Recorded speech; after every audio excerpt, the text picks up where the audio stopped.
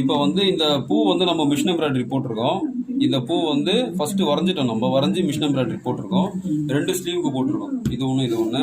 இப்போ இந்த பூவை வந்து பேக் நெக்கோட சென்டரில் எப்படி வந்து ஈஸியாக நம்ம ட்ரேஸ் பண்ணுறன்றத ஒரு சிம்பிளான மெத்தட் இருக்குது, காட்டுறேன் பாருங்க. ஸோ இப்போ வந்து இது பூ இருக்கு. இப்போ பேக் நெக்கோட சென்டர் இது, இந்த கோடு தான் சென்டர்னு வச்சுக்கீங்களேன். பேக் நெக் கரெக்டாக இந்த சென்டர் பண்ணிட்டாங்க. இந்த பூவில் சென்டர் பண்ணி டைட்டாக பிடிச்சிக்கிட்டோம். நான் துணியை சிம்பிள் தான், இது பாருங்க அழகாக ட்ரேசிங் வரும் பாருங்க.